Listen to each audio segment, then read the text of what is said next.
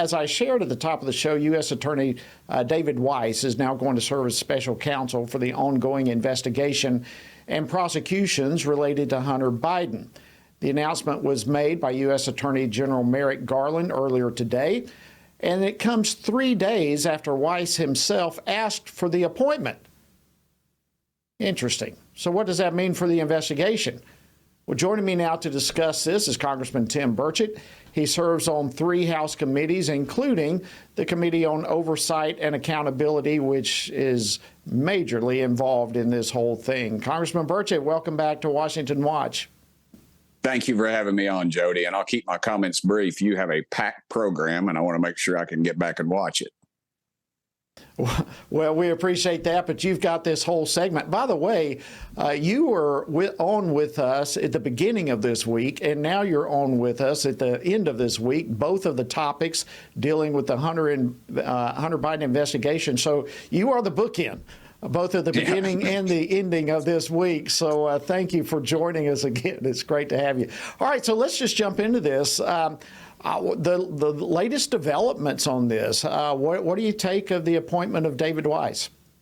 Well, you made an interesting analogy. I guess I'm the genesis and the revelation of this whole thing, and the revelation kind of confuses me. I don't trust this bunch as far as I can throw them, Jody. I've analyzed this a little bit, and for Weiss to ask if he can be it, this thing stinks. This bunch is notorious for this kind of thing.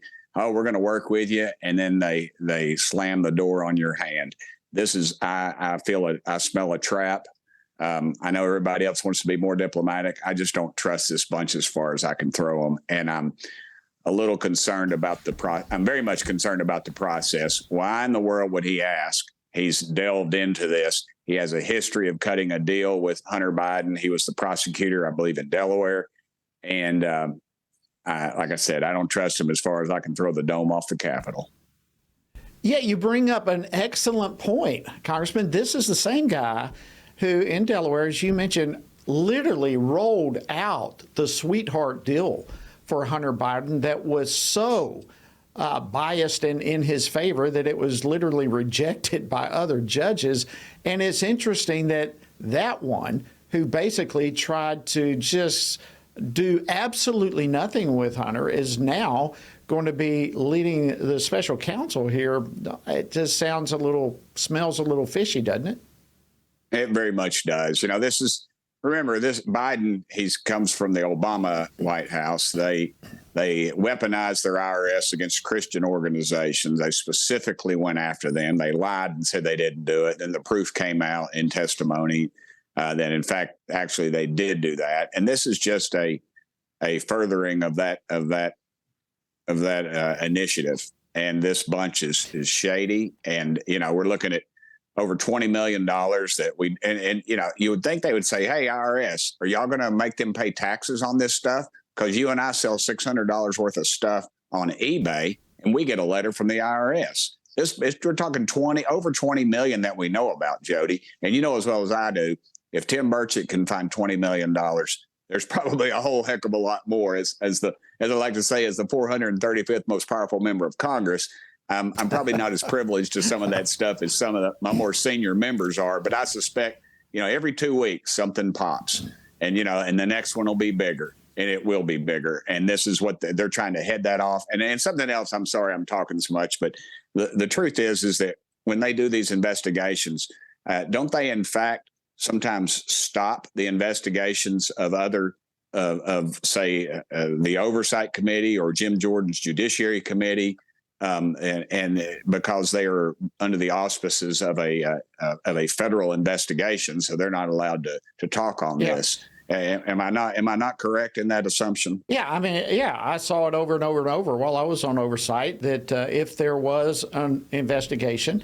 then the FBI would say we can't talk about that because it's under current investigation. So it's used as a smokescreen in itself to not provide any information to the Oversight Committee or the Judiciary, whichever committee is investigating. It's just a big circus going on. Well, let me throw this out to you, Congressman. It seems to me, and you are now on the Oversight Committee, you are on the tip of the spear of all this information that's coming out and the daily changes that are coming about. It seems to me that this is an attempt by the FBI to try to save face and try to make it look as though they are actually going to investigate Hunter Biden. But here they appoint a guy who is nothing but offering sweetheart deals to Hunter, just trying to sweep this under the rug. It's going to take a whole lot more than David Weiss to restore trust in the DOJ and the FBI. Would you agree with that? Oh, 100%. And you know what? I hate it for our country, but I hate it for those incredibly patriotic Department of Justice folks and FBI agents, the rank and file. Many of them are veterans, and they serve this country, and they still serve this country admirably. And they just shake their head in disgust. And they're retired. I've talked to many of their retirees in East Tennessee, and they just can't believe what has happened to their once proud FBI.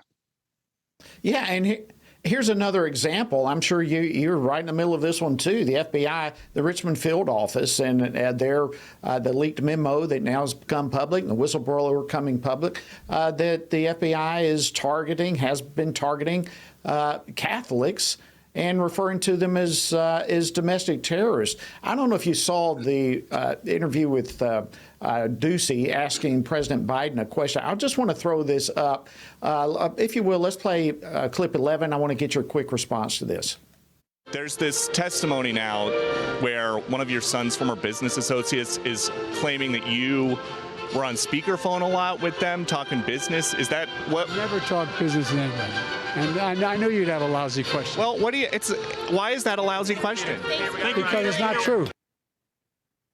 Okay, that was a lousy question to ask about what you guys are dealing with. I mean, come on. That was a question we didn't prepare for you, and he's thinking, dadgum, I shouldn't have let him jump. He jumped over a little fence to get there. I thought that was a pretty good hurdle on his part.